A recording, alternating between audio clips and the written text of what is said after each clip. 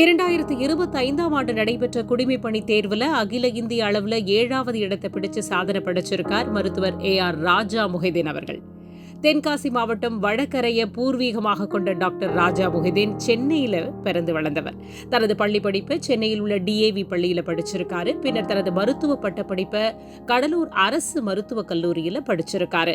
இவருடைய தந்தையார் திரு அப்துல் ரஹீம் அவர்கள் ஒரத்தநாடு அரசினர் ஆசிரியர் பயிற்சி கல்லூரியில் முதல்வராக இருக்காங்க.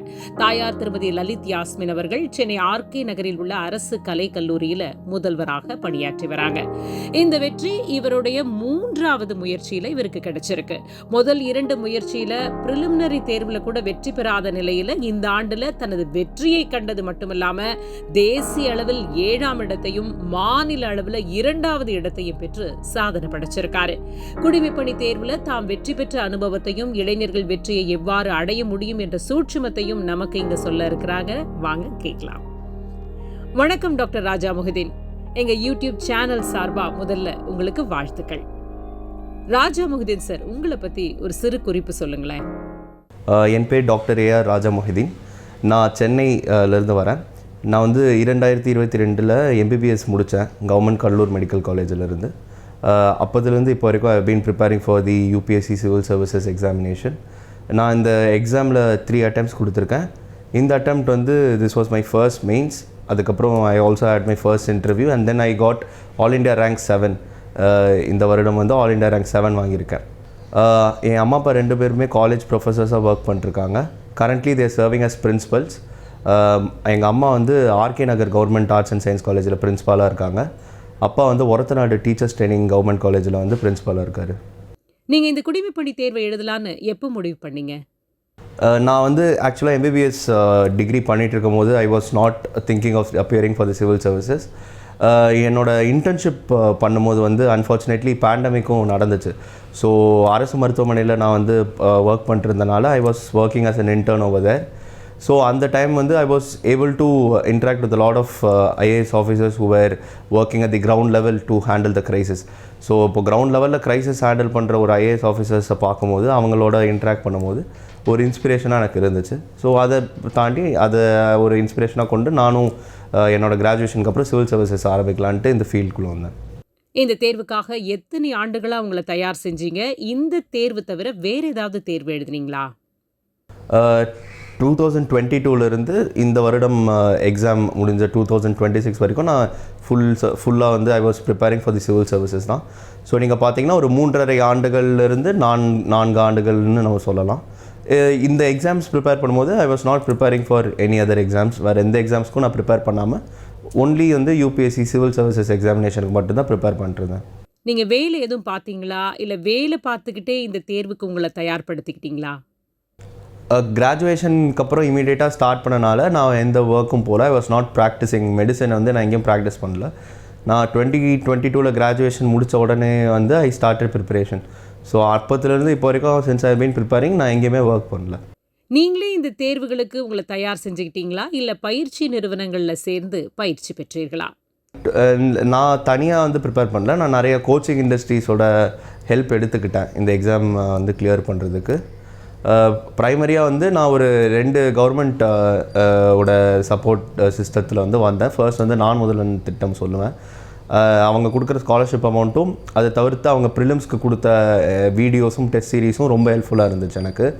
இதை தாண்டி டெல்லியில் ஜாமியா மிலியா இஸ்லாமியாங்கிற யூனிவர்சிட்டியில் சென்ட்ரல் கவர்மெண்ட் நடத்துகிற ஒரு மைனாரிட்டிஸ்க்கான ஒரு ரெசிடென்ஷியல் கோச்சிங் அகாடமியில் ஒரு கடந்த 2 ஆண்டுகளாக அங்கே தங்கி படிச்சுட்டு இருந்தேன். ஸோ இந்த 2 கவர்மெண்ட் ஸ்கீம்ஸுமே எனக்கு கொஞ்சம் ஹெல்ப்ஃபுல்லாக இருந்தது. இதை தாண்டி நான் I was associated with lot of private institutions as well. ஒருவர் வீட்டில் இருந்துக்கிட்டே சுயமாக இந்த தேர்வுக்கு தன்னை தயார் செய்து கொண்டு வெற்றி பெற முடியுமா, இல்லை பயிற்சி நிறுவனத்தில் சேரணுங்கிறது அவசியமா? என்னோட கேஸில் வந்து எனக்கு வந்து பேசிக்ஸ்லேருந்து எதுவுமே தெரியாது. ஏன்னா நான் வந்து ஃபுல்லாக ஃப்ரெஷ்ஷாக தான் ஸ்டார்ட் பண்ணேன் இந்த எக்ஸாமை கிராஜுவேஷன் முடித்ததுலேருந்து. ஸோ எனக்கு வந்து எப்போதுமே ஒரு ஹேண்ட் ஹோல்டிங்காக யாராச்சும் எனக்கு கூப்பிட்டு போனால் வந்து எனக்கு ரொம்ப ஹெல்ப்ஃபுல்லாக இருக்கும். ஸோ அந்த வகையில் வந்து நான் பயிற்சி நிறுவனங்களை வந்து அணுகினேன். ஆனால் வந்து இப்போ நீங்கள் ஆக்சுவலாக பார்த்தீங்கன்னா வீட்டிலருந்தே தனியாக ப்ரிப்பேர் பண்ணலாம். ஏன்னா வந்து இணையதளம் இருக்குது. ஸோ இன்டர்நெட்டில் வந்து நம்ம சோஷியல் மீடியாவில் டெலிகிராம் சேனலில் வந்து எல்லா கோச்சிங் இன்ஸ்டியூட்ஸும் அவங்களோட மெட்டீரியல்ஸ் எல்லாமே போடுறாங்க. சில இடங்களில் ஃப்ரீயாகவுமே அவைலபிளாக இருக்குது. ஸோ அதை நம்ம வந்து டார்கெட்டடாக ப்ராப்பராக யூஸ் பண்ணால் அதுவும் கிளியர் பண்ணலாம். வேலை செஞ்சுக்கிட்டே படிக்க முடியுமா? உங்களுடைய கருத்து என்ன? நிச்சயமாக பண்ண முடியும். இப்போது ஆக்சுவலாக என்னென்னா நம்ம என்ன கோலுக்காக நம்ம யூபிஎஸ்சி வரோங்கிறது ரொம்ப முக்கியம். ஸோ அந்த கோல் வந்து உங்களுக்கு தெளிவாக இருந்துச்சுன்னா நீங்கள் எந்த ஒரு சூழ்நிலையில் இருந்தாலுமே உங்களுக்கு அந்த முயற்சியும் அந்த ஃபயரும் இருக்கும் உங்களுக்குள்ளே அந்த மாதிரி ப்ரிப்பேர் பண்ணுறதுக்காக. ஸோ நீங்கள் ஒரு வேலை பார்க்கிற ஒரு ஆளாக இருந்தாலுமே அந்த ஒரு 3 மணி நேரம் 4 மணி நேரம் வந்து ஒரு நாளைக்கு வந்து நீங்கள் அலோகேட் பண்ணாலே அது போதும். இப்போ ஒரு 10 மணி நேரம் படிக்கிற ஒரு பையனுக்கும் ஒரு 3-4 ஹவர்ஸ் கான்சன்ட்ரேட்டடாக உட்காந்து நம்ம படிக்கிறவங்களுக்குமே வந்து ஒரே லெவல் ஆஃப் இது தான் இருக்கும், ப்ரிப்பரேஷன் லெவல் தான் இருக்கும். ஸோ அதனால் நிச்சயமாக வேலை பார்த்து கொண்டே பண்ணலாம். ஆனால் வந்து என்னென்னா நீங்கள் எதுக்காக ப்ரிப்பேர் பண்ணுறீங்க அந்த கோல் வந்து உங்கள் மைண்டில் கிளியராக இருக்கணும். உங்களுடைய விருப்ப பாடம் ஆந்த்ரோபாலஜி, அதாவது மானுடவியல் அப்படின்னு கேள்விப்பட்டோம். ஒரு மருத்துவ பட்டதாரி எப்படி இந்த பாடத்தை தேர்ந்தெடுத்தீங்க? மருத்துவ பாடத்தை ஏன் தேர்ந்தெடுக்கல? இது ஃபர்ஸ்ட்டாக வந்து ப்ராக்டிக்கலான ரீசன்ஸ் தான். மருத்துவ பாடம் வந்து நீங்கள் பார்த்தீங்கன்னா சிலபஸ் ரொம்ப வாஸ்ட்டாக இருக்கும். நாங்கள் அங்கே 5 வருடமாக படிக்கிற சிலபஸை இங்கே 2 மாதங்களில் எக்ஸாம் முன்னாடி படிக்கணும். ஸோ இந்த ஒரு ப்ராக்டிக்கலான ரீசனும் இருக்குது. அதை தாண்டி ஆந்த்ரோபாலஜிங்கிற சப்ஜெக்ட் வந்து நீங்கள் பார்த்தீங்கன்னா it scores more compared to medical science. அதே மாதிரி நம்பர் ஆஃப் பீப்புள் ரைட்டிங்கும் more, number of test series அவைலபிளுமே ரொம்ப அதிகம். இந்த மாதிரி நம்பர் ஆஃப் பியர் குரூப், நம்மளை சுற்றி இருக்க நண்பர்கள் ஆந்த்ரோபாலஜி படிக்கிறதும் நிறைய, ஸோ அவங்களோட டிஸ்கஸும் பண்ண முடியும். இந்த மாதிரி நிறைய ப்ராக்டிக்கலான ரீசன்ஸ் இருக்குது. இதை தாண்டி எனக்கும் ஆந்த்ரோபாலஜிக்குமே வந்து ஒரு ஈர்ப்பு இருந்துச்சு. இந்த மாதிரி ஃபாசில்ஸ், ப்ரைமேட்ஸ் இதை பற்றிலாம் படிக்கணும்னு எனக்கு ஒரு ஈர்ப்பு இருந்துச்சு. ஸோ அதனால் நான் அது சூஸ் பண்ணேன். ராஜா முஹிதீன் சார், உங்களுடைய நேர்முக தேர்வு எப்படி இருந்ததுன்னு சொல்லுங்கள். அதற்காக எப்படி நீங்கள் உங்களை தயார்படுத்திக்கிட்டீங்க? நேர்முக தேர்வு வந்து எனக்கு நல்லாவே போச்சுன்னு நினைக்கிறேன். ஏன்னா இப்போ என் மார்க் பார்க்கும்போது 201 மார்க்ஸ் வாங்கியிருக்கேன். ஸோ எனக்கு நல்லாவே தான் இருந்தது. நான் தான் வந்து முதல்ல உள்ளே போனேன். I was the first to go. And அவங்க கேட்கக்கூடிய கேள்விகளுமே என்னோடய ஏரியா மெடிக்கல், அதுக்கப்புறம் என்னோடய ஹாபியான மியூசிக், கர்நாடிக் மியூசிக் இதிலிருந்து தான் கேட்டாங்க. அதே மாதிரி நான் சென்னையிலேருந்து வரேன், டெல்லியில் ஆனால் ஒரு 2 வருடங்களாக இருக்கேன். ஸோ இந்த ஒரு சூழ்நிலையிலேருந்து வரனால இதை பற்றி சில கேள்விகளும் கேட்டிருந்தாங்க. ஸோ அதனால் அது எல்லாமே என்னால் ஆன்சர் பண்ண முடிஞ்சது. ஒரு நல்ல ஒரு கான்வர்சேஷன் என்னால் பில்ட் பண்ண முடிஞ்சிச்சு இன்டர்வியூவில். So it gave me 200+ marks. இதை தாண்டி அதற்கு எப்படி பயிற்சி பெற்றேன்னா, நான் வந்து பல கோச்சிங் இன்ஸ்டியூட்ஸில் போய்ட்டு மாக் இன்டர்வியூஸ் கொடுத்தேன் நிறைய. இதை தாண்டி என்னோடய அப்ளிகேஷனான டாஃப் அதை எடுத்து அதில் இருக்கிற என்னென்ன கேள்விகள் அவங்க கேட்க முடியுங்கிறத வந்து நானே உட்காந்து பிரெயின் ஸ்டார்ம் பண்ணேன். அதை நான் ஒரு பேப்பரில் எழுதி வச்சுட்டு அதற்கேற்ற அந்த கேள்விகளுக்கு ஏற்ற விடைகளை வந்து நான் தேட ஆரம்பித்தேன். எல்லாமே என்னைய பற்றிய ஒரு கேள்விகள் தான், ஆனாலுமே ஒரு பேக்ரவுண்ட் ஸ்டடி மாதிரி போய் இப்போது எங்கள் அப்பா வந்து ஹீஸ் ஃப்ரம் தென்காசி. ஸோ அந்த தென்காசி மாவட்டத்தில் வந்து அதை பற்றி கேள்விகள் கேட்கலாம். ஸோ அதில் என்னென்ன ப்ராப்ளம்ஸ் இருக்குது, என்னென்ன அதுக்கு நான் சொல்யூஷன்ஸ் கொண்டு வர முடியும் அந்த மாவட்டத்தில். அதுக்கப்புறம் அந்த மாவட்டத்தில் இருக்கும் சுற்றுலா இடங்கள் என்னென்ன, குற்றாலம் இருக்குது. ஸோ இந்த மாதிரி விஷயங்களெல்லாம் நான் படித்தேன். ஸோ இதெல்லாம் நம்ம ப்ரிப்பேர் பண்ணோம். அதை தாண்டி எனக்கு கூட இருக்கிற சக நண்பர்கள் யாரெல்லாம் இன்டர்வியூ தராங்களோ அவங்களோட சேர்ந்து உட்காந்து எங்களுக்குள்ளேயே ஒரு மாக் இன்டர்வியூஸ் மாதிரி நாங்கள் கண்டக்ட் பண்ணிட்டுருப்போம். தினமும் நாங்கள் இதை செய்தோம். சீரியஸான ஒரு என்வாயர்மெண்ட்டில் இதை செஞ்சோம். ஸோ தினமும் ஒரு மாக் இன்டர்வியூ கொடுக்குற மாதிரியே இருக்கும் சீரியஸான என்வாயர்மெண்ட்டில். இது எல்லாமே வந்து எனக்கு ஹெல்ப் பண்ணி இட் டுக் மீ அபவுட் 200. நீங்கள் இந்த தேர்வுக்கு எப்படி உங்களை தயார் செஞ்சுக்கிட்டீங்கன்ற உங்களுடைய அனுபவத்தை நீங்கள் தேர்ந்தெடுத்து படித்த புத்தகம் உட்பட விவரமாக சொன்னீங்கன்னா அடுத்து தேர்வு எழுதும் இளைஞர்களுக்கு அது உதவியாக இருக்கும். இப்போ நீங்கள் இந்த எக்ஸாமை வந்து எப்படி பிரிப்போம்னா 2 ஸ்டேஜஸாக பிரிப்போம். ப்ரிலிம்ஸ் அண்ட் மெயின்ஸ்னு பிரிப்போம். இன்டர்வியூக்காக இதை வந்து நம்ம சொல்லிட்டோம். ஸோ ப்ரிலிம்ஸ் மெயின்ஸில் வந்து நம்ம ஃபர்ஸ்ட் ப்ரிலிம்ஸ்க்கான புத்தகங்கள் எப்படி படிக்கணுங்கிற ஸ்ட்ராட்டஜியை நம்ம பார்ப்போம். ப்ரிலிம்ஸ்க்கு வந்து நம்ம முதல்ல பார்க்கும்போது வந்து நீங்கள் பார்த்தீங்கன்னா என்னென்ன கோர் சப்ஜெக்ட்ஸ் இருக்குங்கிறத நம்ம தெரிஞ்சு வச்சுக்கணும். பாலிட்டி, ஜாகிரஃபி, எக்கனாமி, ஹிஸ்ட்ரி, இந்த 4 சப்ஜெக்ட்ஸ் தான் வந்து மேஜர் கோரான ஸ்டாட்டிக் சப்ஜெக்ட்ஸ். இந்த 4 சப்ஜெக்ட்ஸுக்குமே நான் என்ன ஒரு ஐடியா வச்சுருந்தேன்னா, அதுவும் கடந்த 2 ஆண்டுகள் என்னால் ப்ரிலிம்ஸ் கிளியர் பண்ண முடியல. இந்த வருடம் நான் கிளியர் பண்ணனால நான் வந்து ஒரு ஃபிக்ஸ்டாக ஒரு சோர்ஸ் மட்டும் தான் வச்சுக்கிட்டேன் எல்லா சப்ஜெக்ட்டுக்கும். இப்போ பார்த்தீங்கன்னா பாலிட்டிக்கு லக்ஷ்மிகாந்த் புக், அதுவும் அதை தாண்டி ஆக்சுவல் கான்ஸ்டியூஷனோட பேராக்டை பிரிண்ட் அவுட் போட்டு இருந்த ஒரு புக்கும், இது 2ம் நான் யூஸ் பண்ணேன் பாலிட்டிக்கு. இதை தாண்டி எக்கனாமியில் நான் ஃபவுண்டேஷன் கோர்ஸ் பண்ண ஷங்கரில் அவங்க கொடுத்த எக்கனாமி நோட்ஸ், கிளாஸில் நான் எடுத்த நோட்ஸ் இந்த நோட்ஸ் மட்டும்தான் நான் ஃபாலோ பண்ணியிருந்தேன். இதை தாண்டி வந்து நீங்கள் பார்த்தீங்கன்னா ஹிஸ்ட்ரிக்குமே வந்து 3ஆக பிரிப்பாங்க. ஏன்ஷியன்ட் மெடைவல், அதுக்கப்புறம் வந்து மாடர்ன் ஹிஸ்ட்ரின்னு பிரிப்பாங்க. இதில் ஏன்ஷியன்ட் மெடைவலுக்கு ஷங்கரில் நான் எடுத்த கிளாஸ் நோட்ஸை நான் யூஸ் பண்ணிக்கிட்டேன். மாடர்ன் ஹிஸ்ட்ரிக்கு வந்து ஸ்பெக்ட்ரம்னு ஒரு புக் இருக்குது, அந்த புக்கை மட்டும்தான் நான் படித்தேன், வேறு எதுவுமே படிக்கல. இதுக்கப்புறம் வந்து ஜியாகிரஃபின்னு ஒரு வெரி கோர் சப்ஜெக்ட் இருக்குது. இதுக்கு வந்து NCERTs 11th NCERTs and 12th NCERTs தேவைப்படும். இந்த நாலு புத்தகங்களும் நான் படித்தேன். இதுலேயும் பர்டிகுலராக சொல்லணும்னா 11th NCERTs 2 NCERTஸுமே தரோவாக எண்ட் டு எண்ட் படித்தேன். அதிலிருந்து நிறைய கேள்விகள் வந்துச்சு. ஸோ அதனால் ஈஸியாக டேக்கிள் பண்ண முடிஞ்சுது. இந்த 4 கோர் சப்ஜெக்டை இப்போ தாண்டி மீதி 2 சப்ஜெக்ட்ஸ் என்னென்னா என்வாயர்மெண்ட், சயின்ஸ் அண்ட் டெக். இது ரெண்டும் மோஸ்ட்டாக வந்து கரண்ட் அஃபேர்ஸ் ஓரியன்டாக இருக்கும்.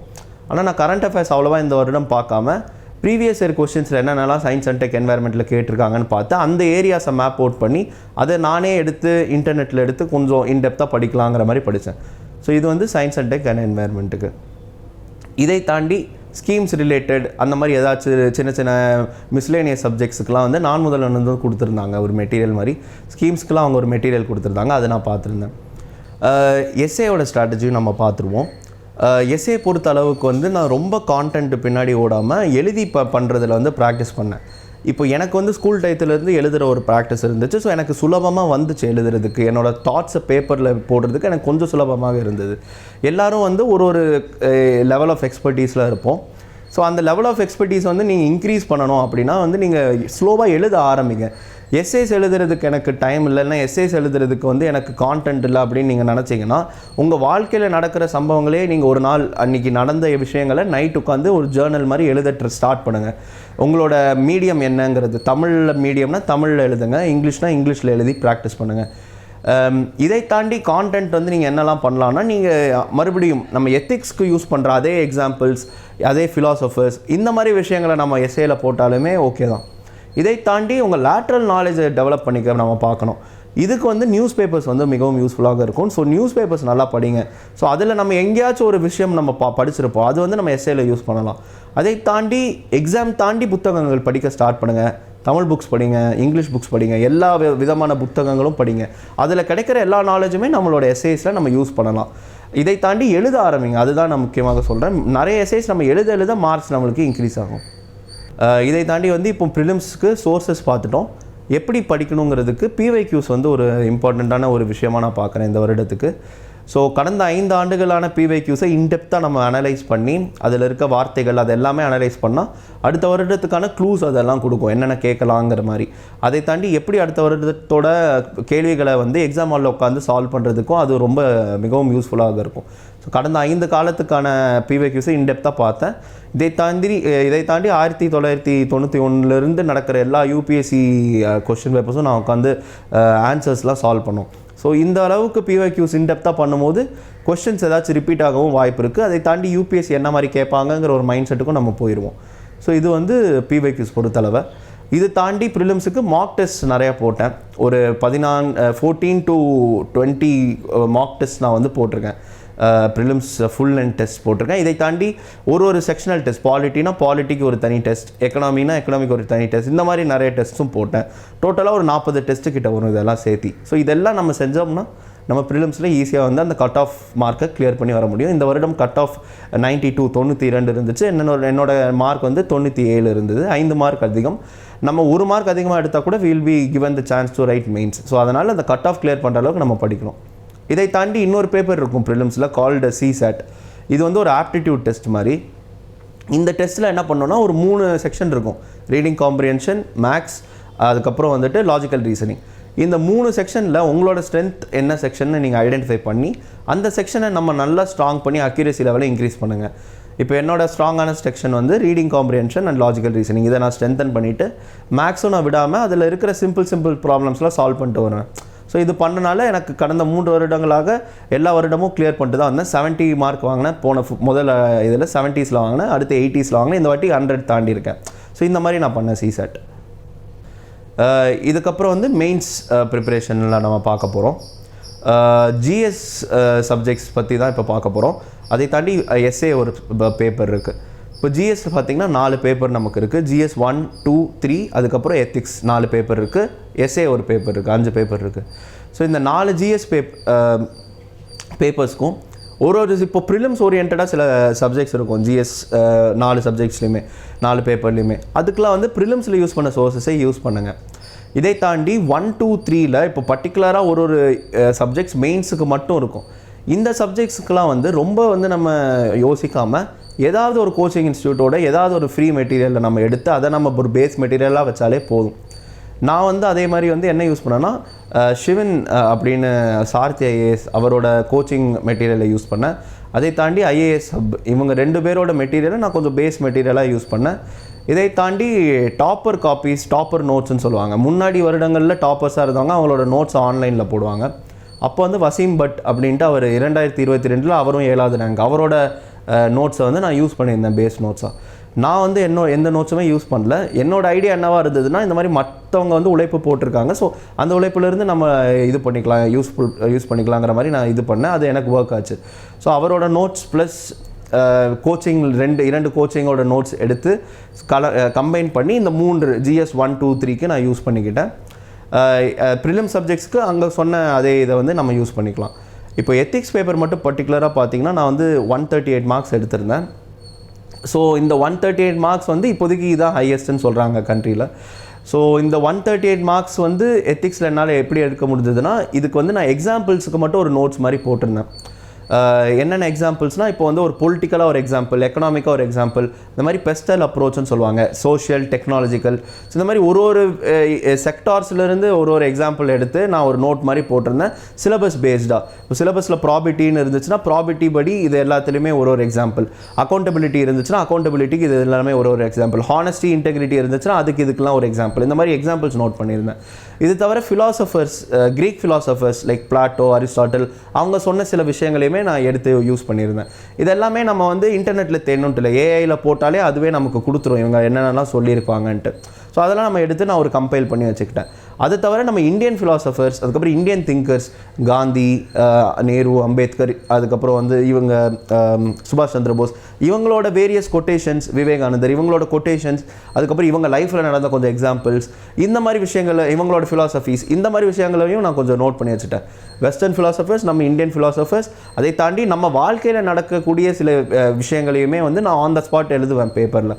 ஸோ இந்த மாதிரி விஷயங்களெல்லாம் நான் வந்து நம்ம பர்சனலாக நம்ம கொண்டு வந்தோன்னா அது வந்து அந்த மார்க்ஸ் அதிகமாக கொண்டு வரும். எத்திக்ஸுங்கிறது வந்து நம்ம பர்சனலாக இருக்கணும், நம்ம ஒரு எத்திக்கல் பர்சனாக இருந்தால் தான் வந்து பேப்பர்லேயும் அது ரிஃப்ளெக்ட் ஆகும்னு நான் நினைக்கிறேன். ஸோ அது வந்து ரிஃப்ளெக்ட் ஆகும். இதை தாண்டி வந்து சோர்ஸாக என்ன யூஸ் பண்ணேன்னா ஃபோரமோட ரெட் புக் அப்படின்னு யூஸ் பண்ணேன். அதுக்கப்புறம் முதுத் ஜெயின் சாரோட புக், இந்த 2 விஷயங்களையுமே நான் கம்பைன் பண்ணி சும்மா யூஸ் பண்ணியிருந்தேன். ஸோ எனி கோச்சிங் இன்ஸ்டியூட்டோட புக்கை நீங்கள் வந்து ஒரு பேஸாக வச்சுக்கலாம், எத்திக்ஸுக்கு நோட்ஸ் மேக் பண்ணலாம் அதிலிருந்து. ஆனால் எக்ஸாம்பிள்ஸ் வந்து நீங்கள் இந்த மாதிரி நீங்கள் கலெக்ட் பண்ணி கோட்ஸ், சிறந்த ஐஏஎஸ் ஆஃபீஸர்ஸ் அவங்க பண்ணக்கூடிய ஒர்க்ஸ், இது எல்லாமே நம்ம கோட் எக்ஸாம்பிள்ஸாக கலெக்ட் பண்ணி அதை நம்ம பேப்பரில் கொடுக்கும்போது ரொம்ப என்ரிச்மெண்ட்டாக இருக்கும் பார்க்குறதுக்கு பேப்பர். நீங்களே ஒரு மருத்துவர், அதுவே நல்ல பணிதான். நீங்கள் குடிமை பணி தேர்வு எழுத காரணம் என்ன? நான் ஆக்சுவலாக முன்னாடியே சொன்ன மாதிரி இன்டர்ன்ஷிப் டயத்தில் தான் வந்து எனக்கு இந்த தாட் வந்துச்சு. ஐ டூ அக்ரி தட் மருத்துவ பணியுமே மிகவும் ஒரு நோபலான ப்ரொஃபஷனுங்கிற மாதிரி. நான் வந்து என்னோடய பேக்கப் பிளானாக இதை தான் வச்சுருந்தேன். என்னால் இந்த எக்ஸாம் கிளியர் பண்ண முடியலன்னா I will go back to serving the people as a doctor. என்னோடய ஃபைனல் எய்ம் வந்து பீப்புளுக்கு சர்வீஸ் பண்ணுங்கிறது தான் என்னோடய மென்டாலிட்டியாக இருந்துச்சு. நான் ஒரு மீடியம் தான் தேடிட்டு இருந்தேன். அது வந்து சிவில் சர்வீசஸாகவும் இருக்கலாம், மருத்துவமாகவும் இருக்கலாம், ஒரு மீடியம் தான் நான் தேடிட்டு இருந்தேன். அந்த மீடியம் வந்து எனக்கு இப்போது ஆப்பர்ச்சுனிட்டி வந்து கிடச்சிருக்கு, தேங்க் காட். ஸோ அந்த மீடியத்தை யூஸ் பண்ணி நான் இப்போ சர்வ் பண்ண போகிறேன். சப்போஸ் இது கிடைக்கலன்னா I would have gone back to the medical field. வருங்கால தலைமுறைக்கும் அடுத்து தேர்வு எழுத துடிக்கும் இளைஞர்களுக்கும் நீங்கள் என்ன சொல்ல விரும்புகிறீங்க? இப்போது தேர்வு எழுத உள்ளே வரதுக்கு முன்னாடி அதான் இது ஒரு எல்லோரும் எழுதுகிறாங்கன்ட்டு நம்மளும் எழுதாமல் ஒரு கோல், மோட்டிவ் வந்து நம்ம மைண்டில் என்ன இருக்குங்கிறத நம்மளே வந்து ஒரு இது பண்ணணும். அது வந்து செல்ஃப் அவேர்னஸ், தன்னறிதல்னு சொல்லுவாங்க. ஸோ அவங்களுக்கு என்ன உங்களையே நீங்கள் ஃபஸ்ட்டு புரிஞ்சுக்கோங்க, எதுக்கு நான் இந்த எக்ஸாம் எழுதுறேன், நம்ம பெற்றோர் சொல்கிறாங்க இல்லைன்னா நண்பர்கள் சொல்கிறாங்கன்ட்டு கேட்டு எழுதாமல் நம்ம ஏன் இதை எழுதணும், நம்ம உள்ளே வந்தால் என்ன பண்ணுவோம் மக்களுக்காக, இதை நம்ம லைஃப் லாங் பண்ணுறதுக்கு நம்ம ரெடியா, இது எல்லாமே மைண்டில் போட்டு யோசிச்சுட்டு அதுக்கப்புறம் உள்ளே வரணும். இதுதான் முதல் விஷயம். ஏன் இது வந்து நான் சொல்கிறேன்னா, இந்த கோல், இந்த மோட்டிவ் வந்து உங்களுக்கு தெளிவாக இருந்தால் தான் உங்களை வந்து இதை ஒரு இப்போ என்னோட கேஸே எடுத்துக்கிட்டிங்கன்னா அது ஒரு 4 ஆண்டு முயற்சி. இதே மாதிரி வந்து நான் முதல்ல நிறைய பேர் பார்த்தேன். அவங்களாம் வந்து இந்த வருடம் லாஸ்ட் அட்டெம்ப்டில் கிளியர் பண்ணியிருக்காரு. அவர் வந்து 9 ஆண்டுகளாக படிக்கிறார் இதுக்காக. ஸோ இந்த மாதிரி பல பேர் இருக்காங்க. முதல் அட்டெம்ப்டில் கிளியர் பண்ணாலுமே 2 ஆண்டுகள் நீங்கள் செலவு பண்ணுற மாதிரி இருக்கும். ஸோ இவ்வளோ ஒரு நீண்ட நாள் நம்ம பயணத்துக்காக இந்த கோல் மோட்டிவ் வந்து ரொம்ப யூஸ்ஃபுல்லாக இருக்கும் உங்களுக்கு கிளியராக நீங்கள் இருந்தீங்கன்னா. இதை தாண்டி மென்டல் ஹெல்த் வந்து நான் ஸ்ட்ரெஸ் பண்ணணும்னு நினைக்கிறேன். நம்ம எவ்வளோ மென்டல் ஹெல்த் வந்து நல்ல மென்டல் ஹெல்த் ஸ்டேட்டில் இருந்தோம்னா, மென்டல் ரெசிலியன்ஸ் ஸ்டேஜில் இருந்தோம்னா, அப்போ தான் வந்து இந்த எக்ஸாமில் கடந்து வந்து தோல்விகளை கடந்து மேலே ஏறி வந்து அடுத்தடுத்த அட்டெம்ப்ட் கொடுக்க முடியும். ஸோ இதுக்காக வந்து நம்ம வந்து என்ன பண்ணணும்னா, நம்ம ரொம்ப ஒரு ஐசோலேட்டட் என்வாயர்மெண்ட்டில் தனிமையில் படிக்காமல் நம்ம பெற்றோர்கள் உட்காந்து படிக்கலாம், இல்லைனா அவங்கள காலில் வந்து அடிக்கடி பேசலாம், நண்பர்கள் கூட இருக்கலாம். இந்த மாதிரி விஷயங்களை நம்ம செஞ்சுட்டு அதோடு சேர்த்து ரொம்பவும் டிஸ்ட்ராக்ட் ஆகாமல் படிப்புலையும் ஃபோக்கஸ் பண்ணால் இந்த எக்ஸாமில் நிச்சயமாக வெற்றி பெறலாம். ஸோ அதனால் மென்டல் ஹெல்த்தை பார்த்துக்கோங்க. எக்ஸாம் படிக்கும் போது எதுக்காக நம்ம இந்த எக்ஸாம் ப்ரிப்பேர் பண்ணுறோங்கிறதையும் உங்கள் மைண்டில் சொல்லிகிட்டே இருங்க. இவ்வளோ நேரம் எங்களோட பேசினதுக்கு மிக்க நன்றி. உங்களுடைய பணியை சிறப்புறச் செய்து மென்மேலும் வளர்ந்து பல சாதனைகளை புரிய எங்களுடைய மனமார்ந்த வாழ்த்துக்கள். நன்றி. நன்றி, வணக்கம். இளைஞர்களின் வாழ்வில் மாற்றத்தை, முன்னேற்றத்தை ஏற்படுத்தக்கூடிய எமது சீரிய பதிவுகள் தொடரும். பார்த்து பயன்பெற்று கருத்துக்களை பதிவிட மறக்காதீங்க. நன்றி. பெல் ஐக்கன் பிரஸ் பண்ண மறந்து போயிடாதீங்க. அப்பதான் நாங்கள் போஸ்ட் பண்ற வீடியோவோட நோட்டிஃபிகேஷன் உங்களுக்கு வரும்.